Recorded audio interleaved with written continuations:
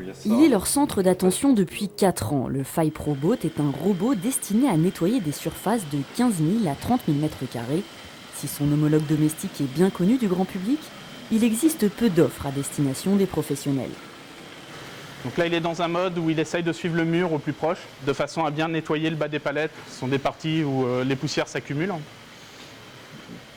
Et on n'a rien à faire, il se débrouille absolument tout seul. À l'origine de cette aventure, 2 ingénieurs installés à Voisins-le-Bretonneux, Bertrand Ménérou et Johan Deswulder. Ils se sont rencontrés il y a 18 ans lors de leurs études à Centrale Marseille. Passionnés par les robots, ils ont ensemble participé chaque année à la Coupe de France de robotique avant de se lancer. Et l'aventure est risquée, une entreprise sur 2 ne survit pas plus de 5 ans après sa création.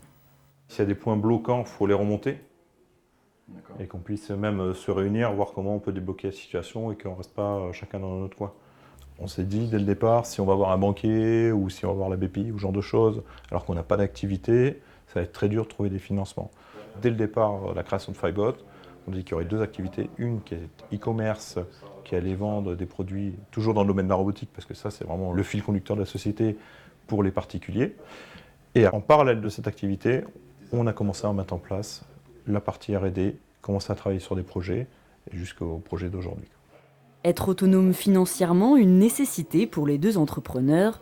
Si au début ils ont pu compter sur une aide de 30 000 € versée par la BPI, ce n'est qu'au bout de 3 ans d'existence qu'ils ont pu bénéficier de soutiens supplémentaires, notamment d'un prêt à taux zéro de 300 000 €. Si mécaniquement on lui interdit d'aller plus d'une position en arrière, on se fait arrêter. Plus les aides sont nombreuses, plus les contrôles financiers sont importants. Alors pour garder du temps et une certaine indépendance, FiBot a commencé à se financer grâce à la Love Money. Les proches, la famille ou l'entourage deviennent les investisseurs. Avec 7 actionnaires, la société a pu dégager les fonds nécessaires à son projet. Les entrepôts logistiques peuvent être très grands, jusqu'à 60 000 m².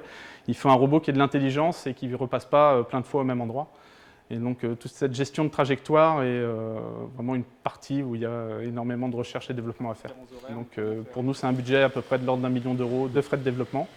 On est en attente de fabrication du nouveau prototype et on espère être prêt pour une commercialisation vers la fin du premier trimestre prochain. Le robot final devrait être commercialisé autour des 40 000 € et déjà de grandes entreprises comme Carrefour ou Coca-Cola se montrent intéressées.